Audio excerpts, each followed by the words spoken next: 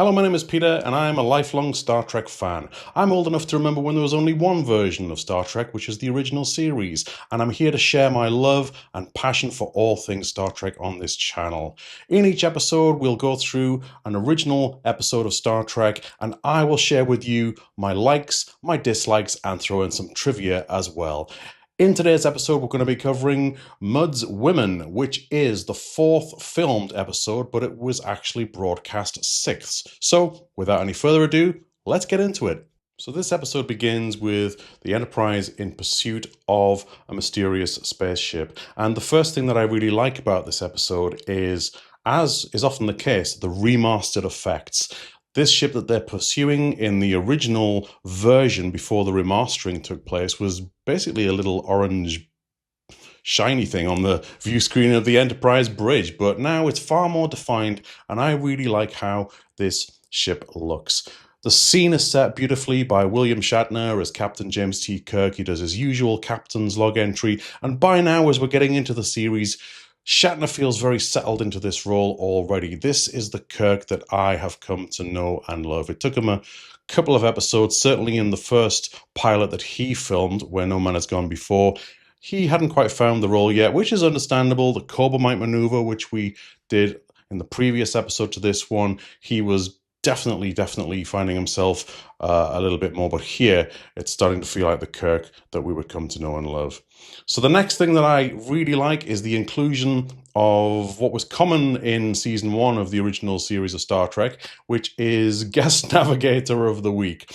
In this case, it is Lieutenant Farrell, played by Jim Goodwin. I really like this character. I wish we'd seen a little bit more of him. He does appear in 2 more episodes after this, and I think he's got a very distinctive look, and he is a favorite of mine, of the early navigation officers who appeared on the Enterprise. Actually, twice as navigation officer and once at the communications station, if I remember correctly, which I'm sure I do.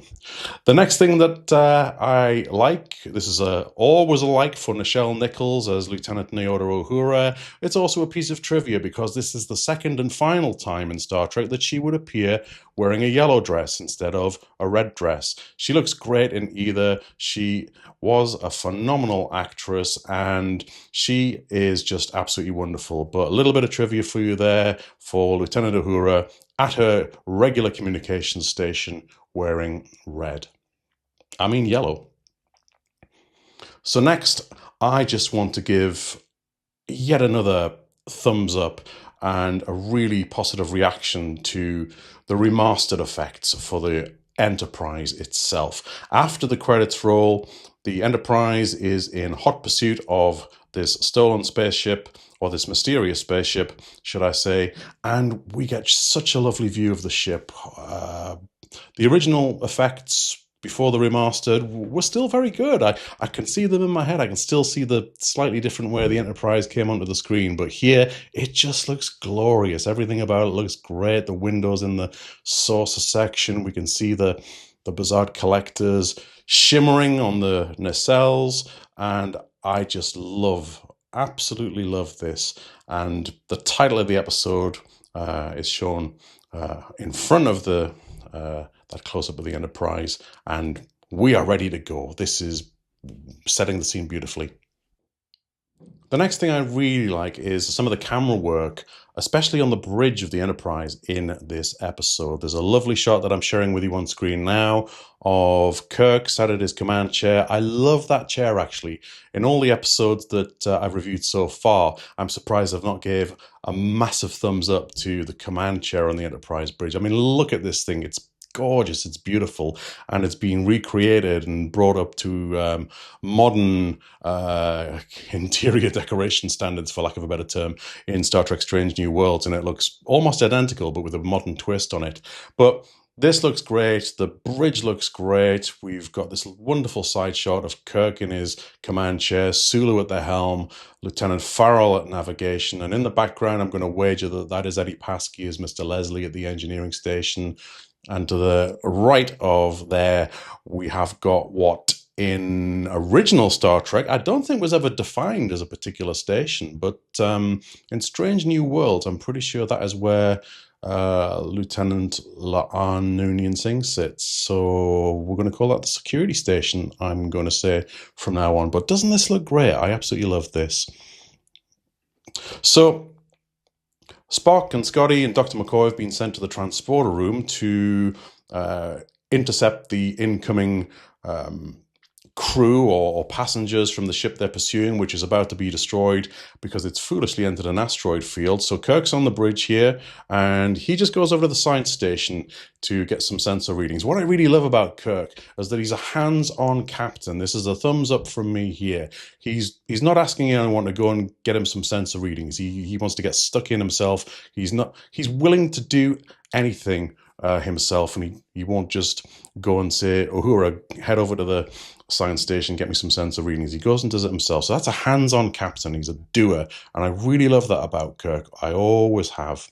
So back in the transporter room is my next thumbs up, and this is for the first ever appearance of the incredible Roger C. Carmel, the late great Roger C. Carmel, who would appear in Star Trek, the original series, one more time in its run, and once more in the animated series as Harry Mudd, or Harcourt Fenton Mudd, to say his name out loud. He introduces himself with a false name to begin with, Leo Francis Walsh to be exact, but that doesn't last long. He doesn't fool the crew of the Enterprise for very long at all. And what a character, what a scoundrel. And just look how he's dressed. I mean, he looks like an old-fashioned pirate, I guess. The outfit is just, it's pure 60s. It's just fun. It's amazing.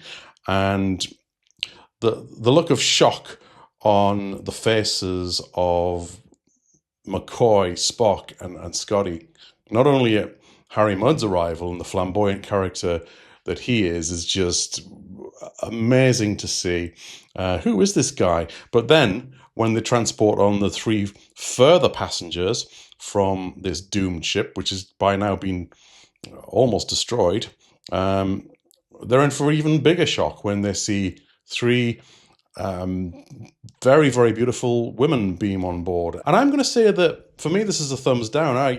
One thing I don't like about this from the get-go that sort of takes me out of the episode is, why are these women dressed this way to go on a space voyage? It's like they're ready for a wedding or something. It's absolutely ridiculous how these 3 women are dressed.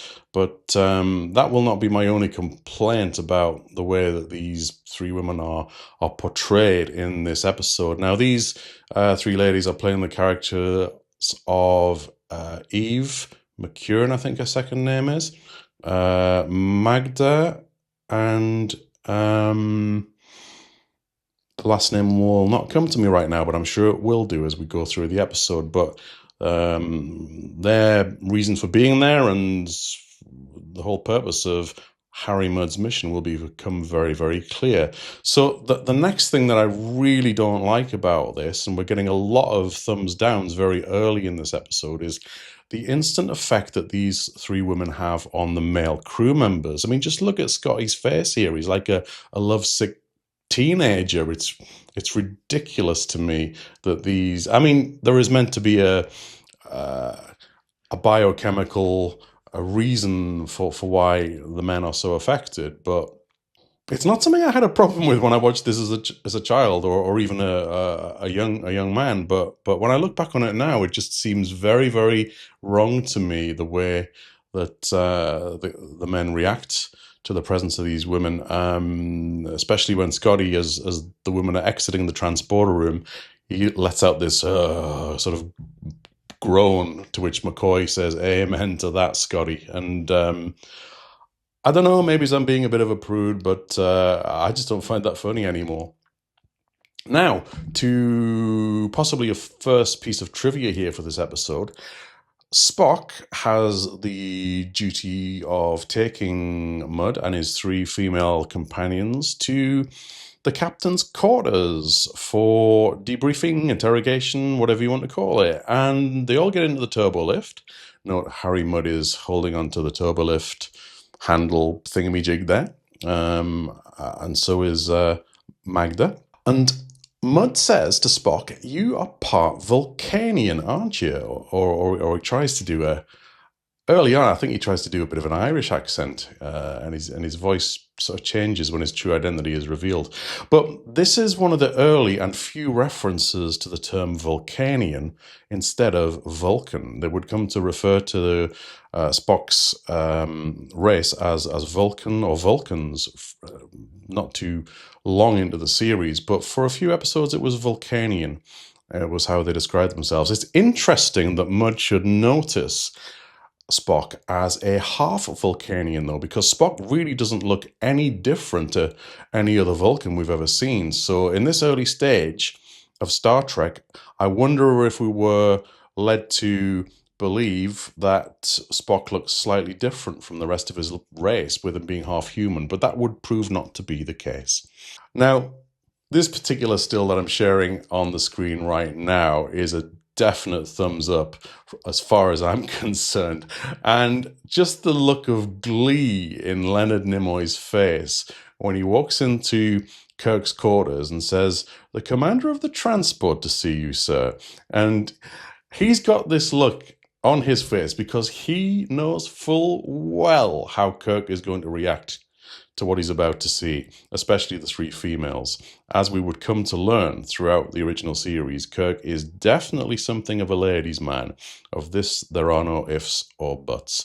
And it's, from a trivia point of view, it's also interesting because Spock would come to be portrayed as very, very much more cold and stoic and logical than he was in the early days. In these early episodes, Spock was very much portrayed with just a hint more emotion and amusement than would come to follow. But and it wasn't always consistent throughout the episodes. I mean, throughout the 3 seasons of Star Trek and into the movies, I think Spock went on a bit of a journey. But throughout the original series, he definitely went back and forth and was signs of emotion here and there.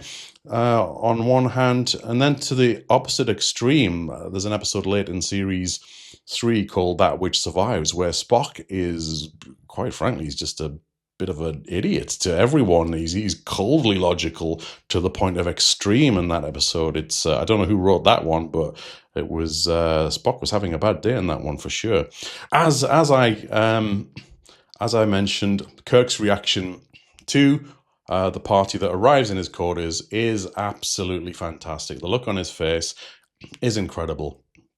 And then so begins Harry Mudd's defensive explanation of what he's doing there, why he ran from the Enterprise. He goes into defense mode, he goes into lying mode, trying to talk his way out of the trouble that he's in. And it's just wonderful to see Kirk and Mudd, the banter back and forth between them in this scene.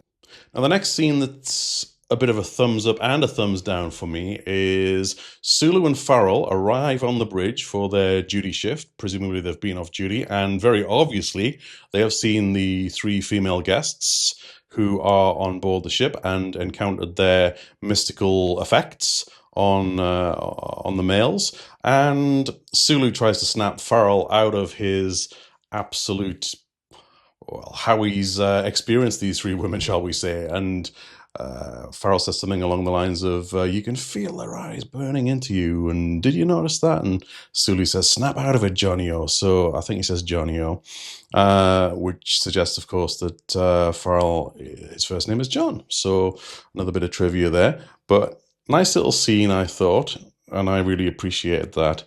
Now, next, we get a more serious conversation, which I do very much like, and it shows the first real dynamic for me of the relationship between Spock and Scotty.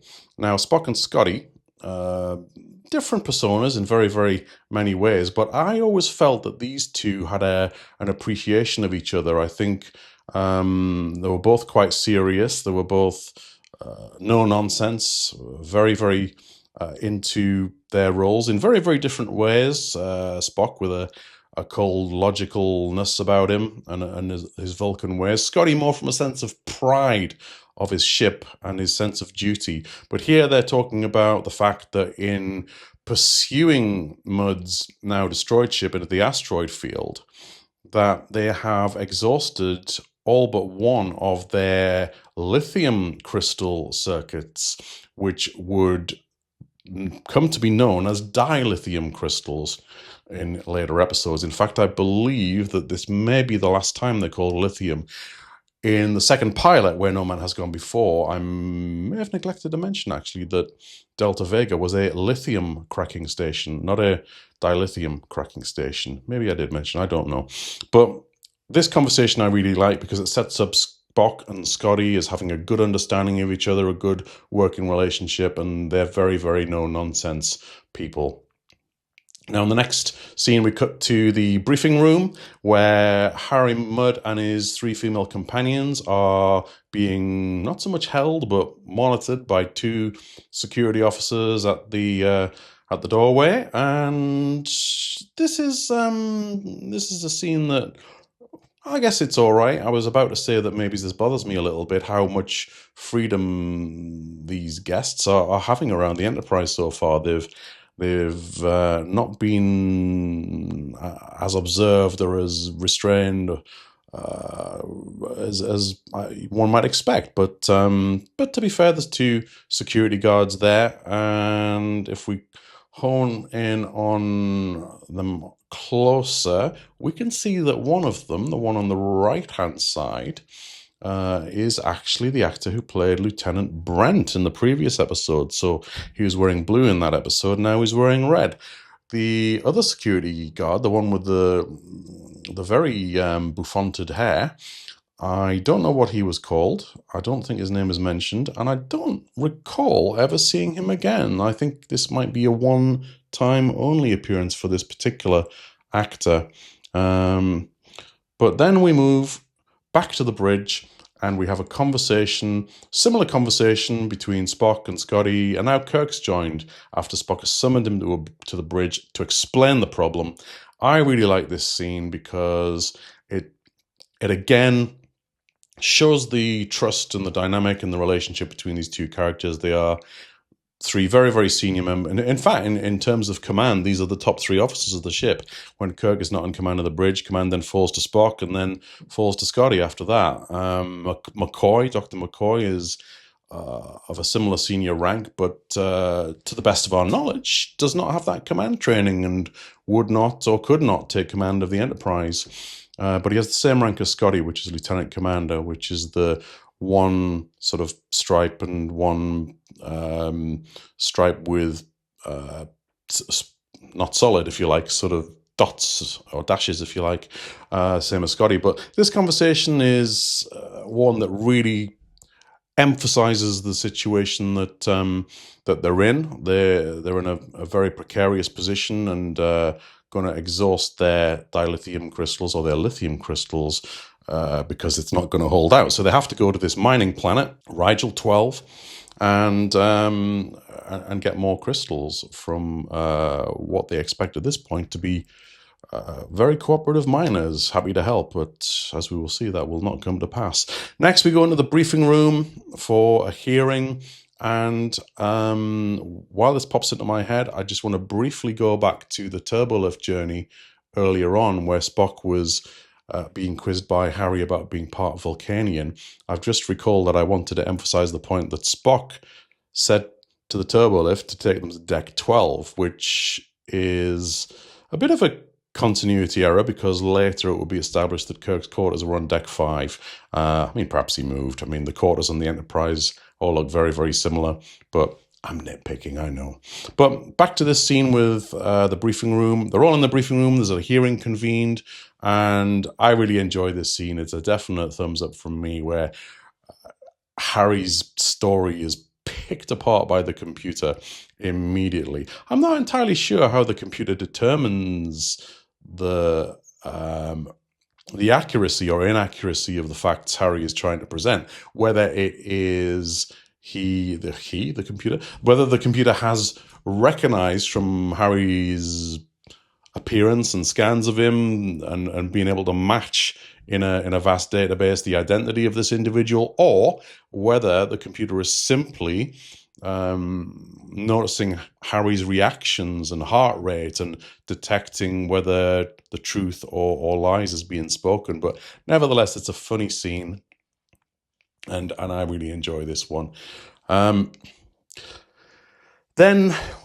the last crystal goes, and they're purely running on battery power until they can reach Rigel 12. And I find the way that Eve tries to get Kirk's attention here to be quite irritating. If I'm honest, it's a bit of a thumbs down from me. The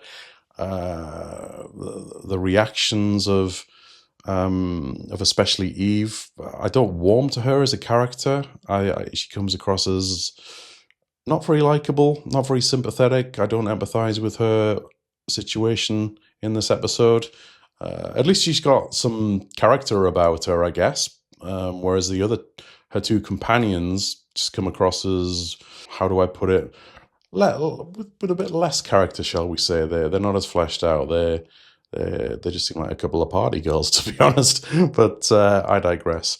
But then we get to see the wheels in Harry's brain's ticking, and he's forming a plan and realizing that he can take advantage of the situation, that he is being held on this ship. He's going to be taken back to a drop-off point where he can be processed with Starfleet Command and appropriate charges are laid. There's a lot that I don't like about this episode, and the next thing that I don't like is how easily the female's effect on the male crew members leads those male crew members into stupid decisions. I mean, we can see Farrell here telling Magda all about the operation of a communicator, how it works, how to use it, and he should not be doing that.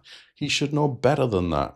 And yeah, I think he ends up giving her the communicator, or maybe he's just so mesmerized with her, he doesn't notice that she steals it, and then further fails to notice when he that he doesn't have it anymore. He fails to notice it's gone. Who knows? I'm imagining what happened in that situation. But next we go into sick bay, and the other of the three women whose character name I still can't remember. Evie, Magda, and is it Ruthie? I think she's Ruth. This is a scene I do like because it actually the reaction McCoy has when his medical console behind him in one of the bio beds starts reacting crazy like he's never seen it in reaction to Ruth coming into the room. It's just Leonard McCoy, should I say, DeForest Kelley plays this really well, and I like the way that he portrays this. Now, here we go. Technically, this is Leslie Watch, because Eddie Paskey appears playing a medical orderly or a medical assistant here, and he's similarly affected by the presence of this female. And McCoy gets a little bit bothered by this, or a little bit jealous by this. He clearly wants Ruth all to himself, and he says, as you can see here on the screenshot, because I put the subtitles on, "Connors, are you finished?" So Eddie Paskey playing Connors there, but I'm still going to count that as Leslie Watch, because to me he'll always be Mr. Leslie. But great scene, and I really, really like that. And one thing that is also noticeable in this scene is that there's a moment where McCoy's looking confused, and again, I've missed something. I'm going to go back to when Harry and his party first beamed onto the Enterprise. There's another one of those scenes like we had in the Corbomite maneuver, where 1 minute McCoy's in the transport room wearing his long sleeve duty shirt, and then we have another shot of him reacting, and it's him wearing his medical smock, as I believe it should be called. And it's actually from this scene in sickbay when he's in front of the bio bed. So that's a good little scene, one that I didn't mind so much, and one that quite amused me, especially as we get Eddie Paskey in there. So the good stuff doesn't last too long for me, because in the next scene, this is a massive thumbs down from me. I really hate this scene. Kirk walks into his quarters to find Eve sleeping on his bed. I mean, where's the security on this starship? Can anyone just walk into the captain's quarters? This to me is a massive, massive thumbs down. I really dislike this scene. I really dislike. I don't like this character of Eve. I just don't warm to her at all. I find her whiny. I find her needy. I just don't warm to her whatsoever. So, really don't like this scene and the way it comes across. And then continuing that theme, we go to wherever it is Harry Mudd is being kept, his quarters, wherever it is. There's a guard in front of his door, and Magda walks in, and she's blatantly got this communicator that she got off Farrell. I mean, and then Harry Mudd takes, and she even knows the frequency to contact Rigel 12, and Mudd opens it up and calls just Rigel 12, Rigel 12, and this is something that bothers me about. Especially something that bothers me in the Kelvin universe movies, in that the communicators, to me, I don't ever believe in that they had such a range of traveling that far compared to the built-in ship's communications systems that Uhura was in charge of. So that takes me out of things a little bit, that this communicator could be used for such long range communications. I mean, I suppose, in defense of this, when they beam down to planets, they're quite a distance from the Enterprise, which is in orbit, and they can communicate using these in that situation. But this is of much further range, so that bothers me a little bit, but what can you do? Sometimes you've just got to let these things go and go along with the plot. But in rewatching this episode and preparing to film this video, I didn't enjoy this one as much as I used to, and I don't know why that was, but it's definitely hitting differently. So the Enterprise does arrive in orbit of Rigel 12 in a beautiful shot. These remastered effects, I can only praise those and keep on doing so, and I love that. But from a thumbs up, from a good, we go to a bad again, and the three women are starting to go back to what they were before, ugly, which is, oh my gosh, what? Just no. This is an awful scene, an absolutely awful scene, as Harry is looking for where he has hidden these magic pills that will make these poor, ugly women beautiful again. I mean, the message of this episode is appalling. Absolutely appalling. I sound like Patrick Stewart there. This is appalling. And I digress. But what a message. What a message to say that the value of a woman is tied solely to her beauty. Just no. Just no. Then we have a scene where Kirk is in the briefing room with, I believe, Spock and others, and he has one of the lithium crystals in his hands. And this is the first time we would actually see one of these crystals, and they look different practically every time we see them, I think, but we would see them a few times throughout the series and in various different forms. So we'll try and watch out for that as we go, which has just made me think of a really dreadful episode in this series called The Alternative Factor, which, oh my gosh, I can't wait to watch that one again. But then we have the 2 out of 3 of the really annoying miners come into the briefing room of the Enterprise. They've been beamed up from Rigel 12, and Ben Childress, the leader of the miners, is instantly unlikable character. He's just got a real sense of superiority and arrogance about him. He considers himself in a position of power over Kirk, which he is, to be fair, because he's been in communication with Harry Mudd, and Mudd has basically said, hey, I've got these 3 beautiful ladies here. Do you want them? And without even seeing these women and getting to know them, presumably, I don't know if we had a chance to talk to them, but yet certainly hasn't seen them. But they've all decided they want these women now, which is just ridiculous. But this is the clincher. This is the price that Ben Childers is imposing on Kirk for getting the dilithium crystals, which Kirk is authorized to pay a fair price for. But this is not what Kirk was expecting to have to pay. Oh, and throw in the fact that Ben Childers has agreed to have all the charges against Harry Mudd dropped. I mean, who is he to say that? This episode winds me up more and more. The more I watched it, and the more I go through it here, and then the women just walk in. They walk into this private meeting, and again, the security on the Enterprise just really annoys me. And then Mudd, he starts gloating. He realizes that he's holding all the cards here, and I do like this bit, actually. I like the music and the drama that plays into the situation the Enterprise now finds itself in, that Kirk is now going to have to go along with this pretty much to save his ship, because if he doesn't do this deal, then the Enterprise is basically going to burn up in orbit, and they're all going to, the crew is all going to die. I mean, wow. I mean, just think about that for a second. The situation that, Harry is Harry. He'll do whatever it takes.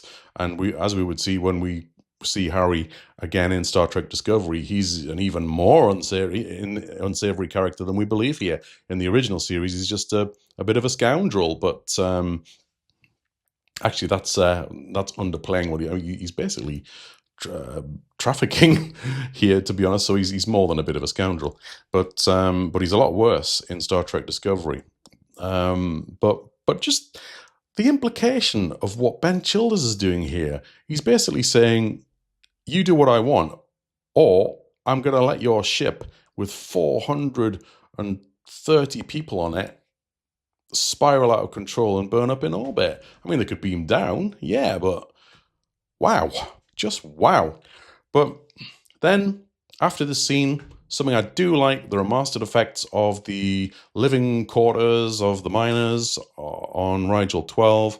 These are nice effects. I like the dwellings that we see on the planet's surface. And then Kirk and Spock and Mudd beam down. I could never quite figure out why Mudd beamed down here as part of the landing party, but perhaps it was Kirk's hand being forced, because in the next moments, as they enter the dwelling of presumably Ben Childers, who just has the most annoying smirk on his face, Kirk realizes he's beaten, he's got no choice, and he says, all right, you win. Now I'll take the lithium crystals. And Childers just, I just want to smack him here. He just is so arrogant. He says, I'm busy when I've got the time. Just absolutely awful. And I really should start making lists for these episodes, because I've just remembered something else I wanted to say about the actor who plays Ben Childers. Now, he would appear in 2 other episodes of Star Trek. He would, and let's just see what his name is, because I do just happen to have the IMDb page open for this episode now. And indeed, I can now confirm that the third lady was called Ruth, and we had Magda and Eve McCurran. But Ben Childers was played by Gene Dynarski, who would go on to appear as a member of the High Council of Gideon in the season 3 episode of The Mark of Gideon. And he would appear years later in 1987 in the first season episode of Star Trek The Next Generation as Commander Quinteros of Starbase 74 in the wonderfully named episode 11001001. Try and say that very fast. But there we go. That is Gene Dynarski, who played Ben Childers and 2 other characters in Star Trek. So, but getting back to this, Childers, just what a character. And then, as they're chatting, Eve gets into one of her strops about this whole situation. To be fair, I can't blame her, because she's found herself in this ridiculous situation where she's basically being paraded around in front of these men who want to buy her, basically, and she gets upset, and because she starts coughing, and Childers gets bored with her. What an awful man, awful character. And it all kicks off. There's a bit of a skirmish, and Eve runs out into the sandstorm and shouts, "Why don't you just have a raffle and the loser gets me?" I mean, this is a dramatic moment, and Kirk runs out into the sandstorm to pursue her, and then they beam aboard the Enterprise to try and find Eve on the surface using their sensors. All the while, Childers, even in this state of emergency that's going on, Childers still hasn't given them the crystals. They're still going to burn up in the atmosphere before long. I mean, what an idiot this Childers is. So they're on the Enterprise, and tensions are starting to mount. Scotty is saying to Kirk, "Oh, if we only had those crystals." Kirk lashes out. He's had enough. He's on the edge, and he says, "Satisfied, Mr. Scott." And poor old Scotty's just been barked at, and he didn't deserve that. And Kirk quickly realizes this, and this is another thumbs up for me, that Kirk realizes he's, even in this time of crisis and the situation they're in, he has overstepped his boundaries here. He's crossed a line. And what I love about this is that Kirk is a big enough man to say, "I'm sorry, Scotty." He's the captain, but he knows he's crossed a line. He doesn't mind apologizing. He doesn't feel that is beneath him. So I really like that. But as the tension mounts, we get a captain's log. Still, they're no further forward. Kirk's looking at the point of utter defeat in his captain's chair. He's looking very, very disheveled after being in the sandstorm. But then they get a sensor reading that on the planet's surface there is the reading of someone else in Ben Childers' dwelling. So they get ready to beam down again. And Eve is back. Childers has brought her back to his quarters, and they start having an exchange. He goes to sleep, then he wakes up, they start having an exchange, and she's cooking for him, and he just starts being an absolute idiot to Eve again. Like, why would she want to be with this guy? I really don't get it. He just starts, "Ooh, female cooking again. I'm supposed to roll my eyes," and blah blah blah. But he quickly gets shown up for being a bit of a divvy by not having realized, goodness knows how long he's been on this planet, that he can simply hang his pans out in the sandstorm and the sand will blast them clean. Eve quickly realizes this. He then goes back in, and the magic wonder make me beautiful drug has started wearing off again, and Eve's starting to lose her looks, which of course automatically makes her less appealing. And Childers notices this, and he gets a bit violent with her, actually, and says, "I've got enough money and crystals to buy queens, and this is not a nice man at all." Not at all. And then he gets defensive when Kirk walks in with Mud and interrupts this scene. And he's, "I didn't touch her." He suddenly backs down when he's at risk of being confronted by this by somebody who actually could fight back against him, because Eve would have no chance of doing so. And Mud, Harry, who's with Kirk again, is he shows the first sign of decency that we've seen in him, really, when he says, "Thank heaven you found her." So that's a thumbs up. Finally, we see that Harry has an upside.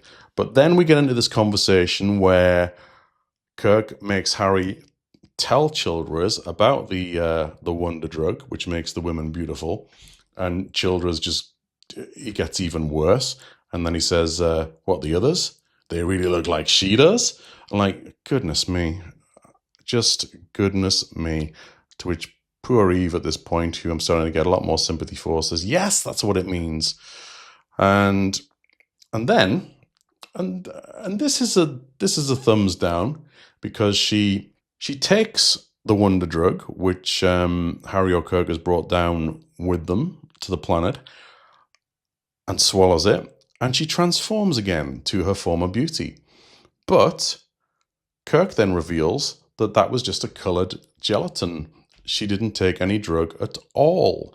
And yet it worked. So that